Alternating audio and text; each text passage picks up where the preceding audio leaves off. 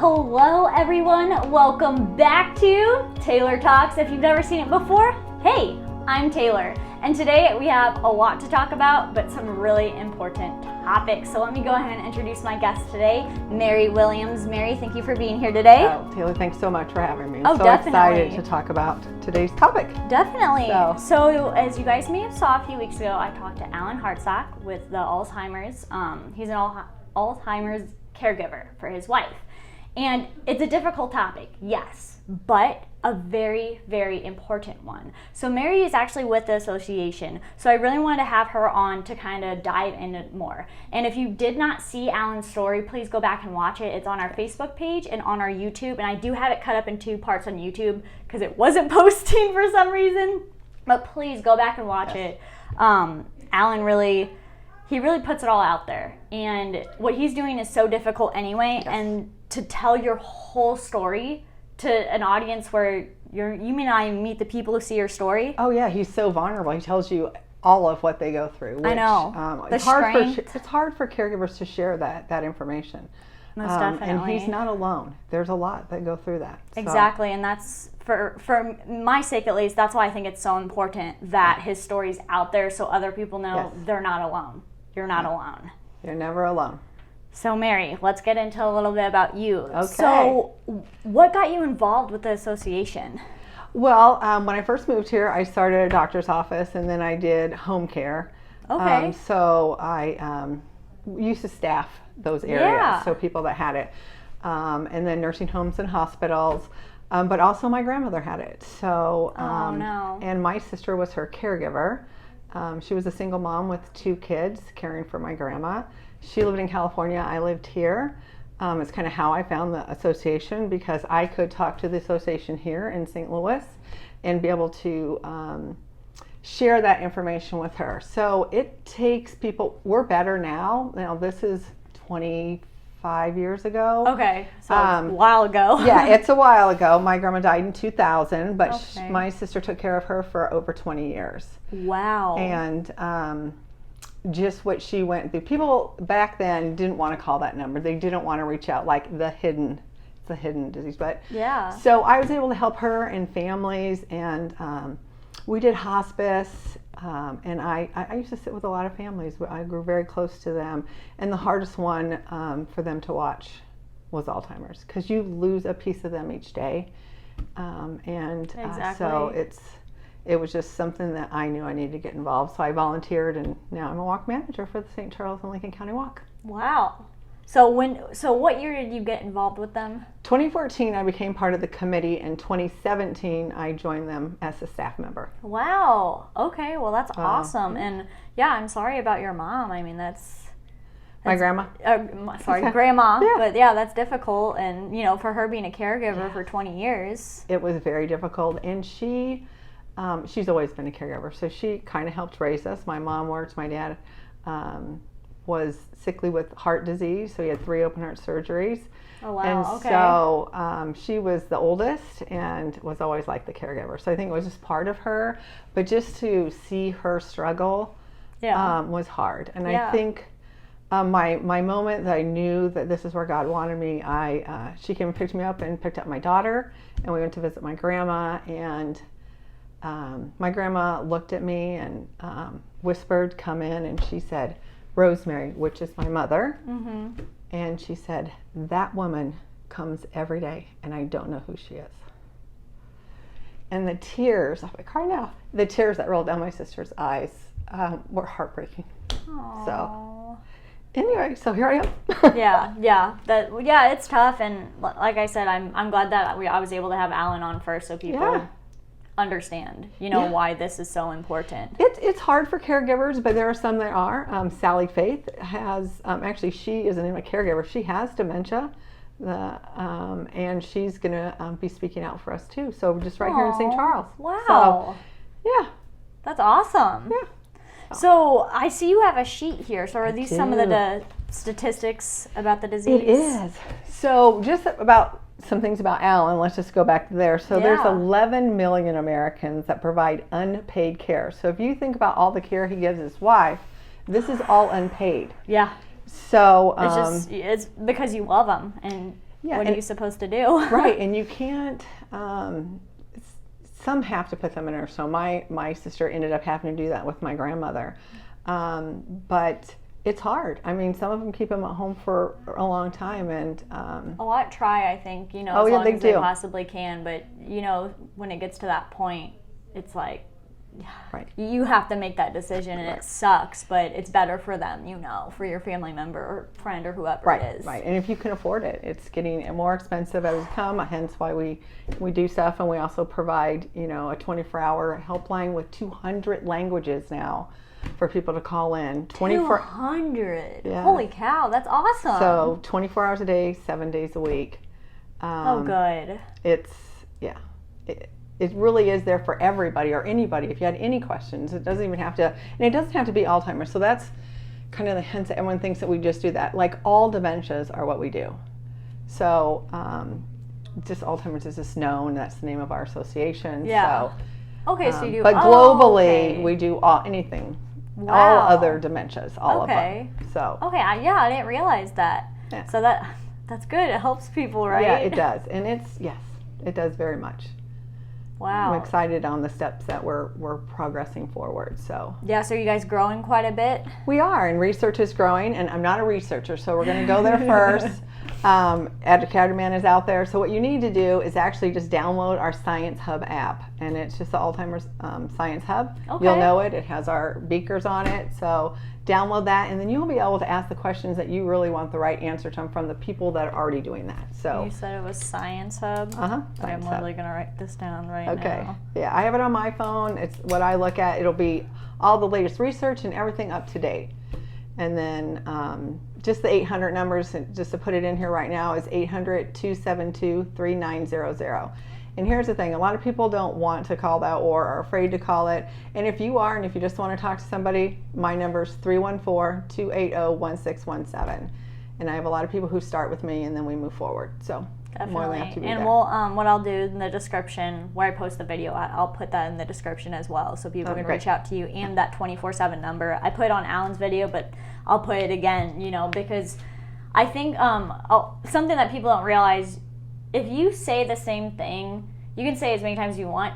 If you say it differently, even though it's the same message, sometimes it'll just set a light off in someone's head, and they're like, oh my gosh, I need to call them. Right. So that's why I always tell people, I'm like, I know it may get annoying, but keep saying it. Say it 16 different ways, because the 16th way you say it may just connect with someone's brain. Right. So, and it might be, like I said, it might be wee hours of the morning when you're alone that you want to pick up that phone. Yeah. So, that's why I like that it's 24 hours, because I feel like during the day, everyone, I don't want to say a facade, but everyone's like happy. You know what I mean? They're like, it's fine, it's good. But it's at that night time when you wake up and it all hits you. Well, and if someone with dementia or Alzheimer's, either one, they have different sleeping patterns. Yep. So there's sundowners, you know what I mean, where they can act out then. Or, I mean, it just depends on when they're sleeping and when you're sleeping, and you're not sleeping when they're not sleeping, and you have to worry about wandering. I mean, there's a lot going on. So, yeah, the 24 hours is helpful, and I will let everyone know that we've doubly staffed it, and you now have to push a 1. So we get robot calls, and they were holding up our lines from from people that really needed us to get through. Oh my God! So it's just one extra step, because robot calling cannot push a number. Yeah. But it'll get you a 3-minute wait time now, so which is not bad. No, not at all. Not at all. Well, and it's oh my gosh, it's like real quick, so I had a situation, this is when back in high school, coming home from work, and I worked at Sonic, and it was super late at night. Like, it was probably, oh my gosh, it was maybe 2 in the morning. And I'm driving up into the subdivision I lived at, and I saw someone, and I didn't know it was a cane. It looked like a stick, and I thought someone was trying to carjack me. So I, got out of the way, and I slowed down. I looked in my rearview mirror, and it was an elderly man with a cane. And I'm like, well, he shouldn't be outside. Right. So I whipped back around and came out. I'm like, sir, are you okay? And he's like, someone's chasing me. They have a gun. I didn't know he had dementia. So I'm freaking out. I was like, get in the car. I called 911. But I didn't want to go too far, because I'm like, he has to be in the area. I mean, he was moving slow. Right, it's good, yeah. Well, when the cops got there, they were trying to ask him questions. He didn't know where he lived. He didn't know anything. And the thing that was but I felt so bad, like, so he wouldn't leave my car. Like, the cops are like, oh, we'll take him back. He's like, no, I'm staying with her.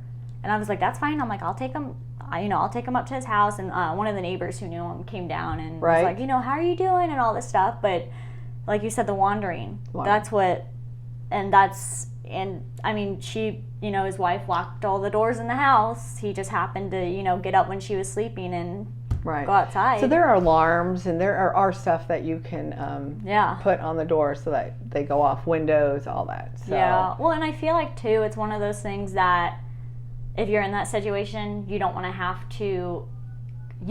to like say, yeah, I'm at that point. You know what I mean? Like, you don't want to admit that I need to put an alarm on a door so, my husband doesn't walk out of the house and not remember where he was. But yeah, especially me experiencing that, like, that really, I don't know, makes it more real. I know it sounds bad, but you know what I mean? It really, it's like, oh my gosh, this is an actual. It doesn't, but you paid attention. You didn't keep driving. You stopped. Yeah, because I thought it was someone trying to carjack me at first. I'm literally like, oh my gosh. And then I look, and I'm like, okay, an elderly man with a cane is not trying to carjack me. But it was so late at night that you know what I mean? And I was probably like 16, 17. So I'm like assuming the worst. We all assume the worst, right? Exactly. We would. Yeah, thank God I pulled over. And it's so funny when I got home, my parents woke up the next morning. I'm like, I called 911 last night. And my mom was like, what? But yeah, it's situations like that where maybe they need to call someone because his poor wife, she was probably traumatized by that. Oh yeah, because she didn't know where it was at. And exactly. And when I dropped them off with the police and then I left because it wasn't really my place to be there. Right. You know what I mean? But you knew you were safe. Exactly. And I didn't want to make her uncomfortable or anything, so I left. But, for her, she woke up and stuff, and that was probably traumatizing. That was probably so scary. Like, he doesn't have a phone on him. He doesn't have anything on him. Like, he just left. He was barefoot. He didn't have shoes on, And, like, I think, for her in that situation, calling just to talk to someone. Right. To be like, listen to this story that happened, because it's easier for people to talk to someone they don't know than someone they know. Sometimes, yeah. Most definitely. Right. Yeah. Oh my gosh. And they could have given her some steps and whatever. So exactly. But like I said, we've come a long way. So the number is getting used more, and we'll just keep plugging out there. Definitely. So, what's your favorite part, Mary, about being involved? Well, first of all, the families, and then just the day of the walk. I want it to not be. There are sad moments in it, like there's sad moments in everything. But I want people that come to the walk to feel like they're not alone, and they do. So. We make it an event, so it's not just a walk. Yeah. We have, of course, our amazing sponsors are all out there, and they have stuff they hand out, and I don't know, it's fun. We've got a bubble bus, kids are invited. Yeah. My grandchildren grew up going to the walk. My daughter knows all about it. I mean, she didn't have a choice, obviously, since it was what I did. But we need to get the younger generation around our elders, and maybe not even dementia. But I think my favorite part is, and I'm going to show you, yay! Because I brought props, is the flower ceremony. So sometimes I have one, sometimes I have a lot. It all depends. All of them. But each flower represents somebody, and so when you are standing on stage, and usually I'm the person running kind of around, I'm down in front, I'm in the back. Yeah. But I get to see it from all ends. So we have people that go up on stage, and we have an MC that talks, and we introduce every flower, and then the people in the crowd, they raise that flower. So Aww. This purple one here are for members of a family who have lost somebody. Aww. So, and this is the most held flower at our walks right now. But it shows them they're not alone, like you said. They're not alone. I'm just going to go right here to the orange one, because this is the least held one, but it is growing. These are people who have no connection at all. They hold the orange flower. Okay. But sometimes when they come to the walk, or you invite them to the walk, or friends do, they actually realize sometimes maybe they do have a connection. And Lance Roger, our event chair and executive leadership chair, actually holds this flower. And after he joined us last year, he talked to one of his best friends from high school, and they were going through it with a family member. So he did have, but it's not something that people, talk about. Exactly. So this is the flower that Alan holds. It's yellow. It's our caregiver flower. So you will see this one, which goes with the blue. This is the one that Sally Faith holds, and this is somebody with Alzheimer's or any other kind of dementia. So these are people that, are going through it, or on the journey right now. We call it a journey. Yeah. Definitely. It's a journey. Just seeing the people's faces, the teams I get to talk to like via phone, and then that day they're like, oh my God, Mary, you know what I mean? And then you can put a face. That's always a good moment, especially with this, after people have talked to you about, maybe even told you things they've never told anyone else, then you finally get to meet them and see them. I bet that's an amazing moment. It actually is, it is an amazing moment. I love it. I work with Family Ties, which is one of our top teams. Those ladies, I've known since I started in 2014. And I met them. Their mom had passed away, and they thought late bringing money in, and they came to, we called it a bank night. Hopefully we get to do that again. But they were dropping off money, and when they walked in, it was like my very first one, and they said, we're sorry that we're late, but our mom passed. And we all I just stood up and we just bawled, and we have just been buddies ever since. Oh, wow. And they're still out there fighting for the cure, so. That's terrific. So how can others get involved? The people, what is it, the orange flower, how can those people get involved and kind of help with the association? So, there's a few ways to get involved. I always say start a team, and everyone says, well, I'm one person. Well, I was one person for a very long time on a team, because then I started a team, my daughter started a team, so it wasn't like we were on the same team.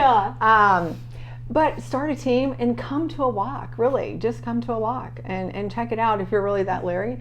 We also have sponsorship opportunities if you want to engage your company to be a sponsor. And I will tell you, in our reviews,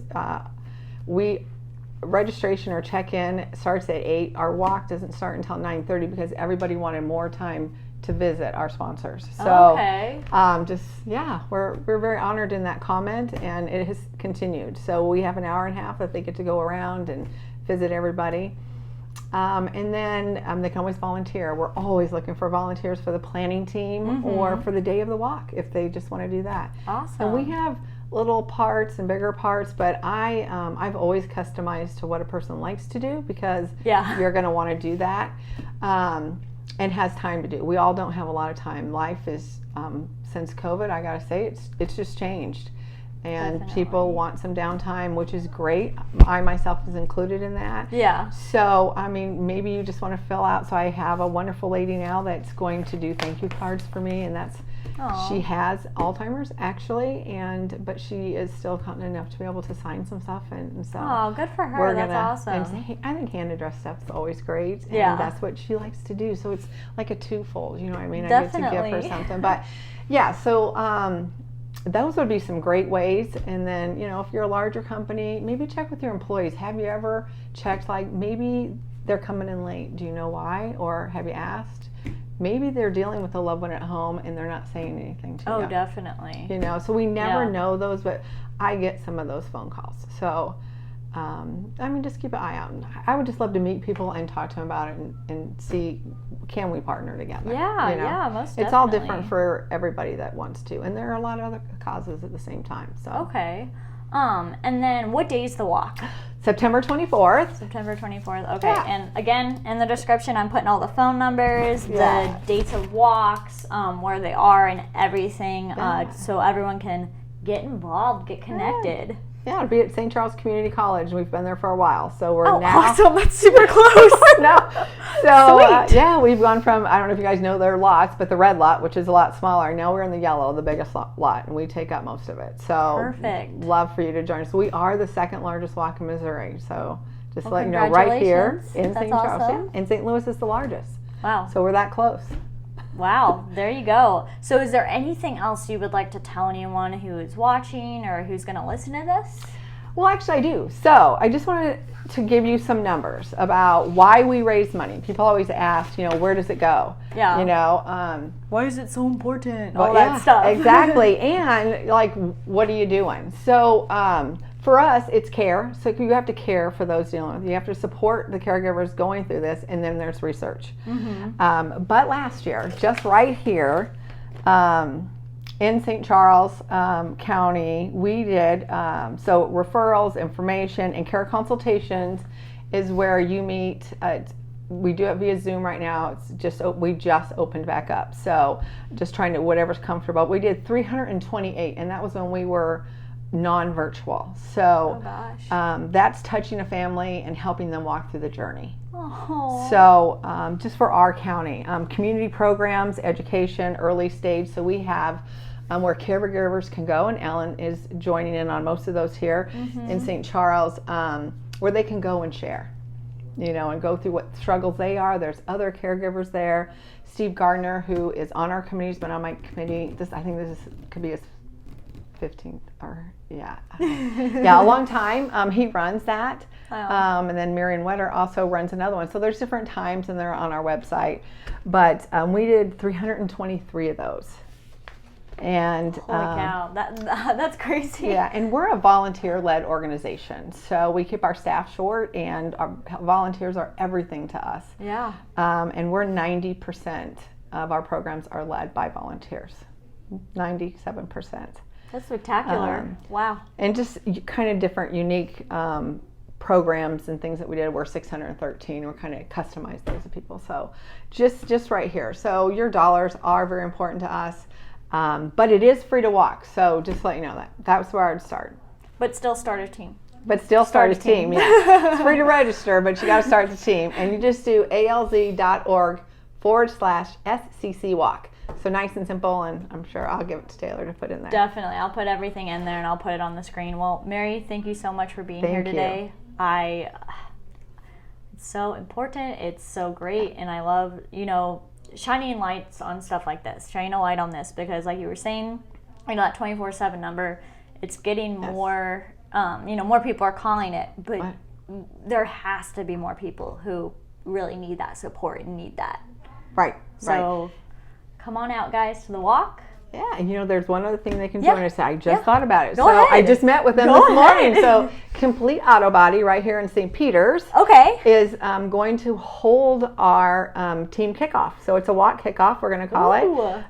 They've got a bouncy house, Connect Four, lots of stuff. We'll have some hot dogs and chips. So it's July 16th in the St. Peter. So I'll get you, literally today was the day we met. So it's 11 to 2. It's about all I got, but it's going to be fun. So hope you'll join us. Awesome. And then guys, like I said, I'll have everything in the description on Facebook, on YouTube, because it's all important. There's a lot of important dates. So put those dates in your calendar, get a team started, and we'll hope to see you there. All right. Thank you very much. Thank you. Have a great day, guys. We'll see you later.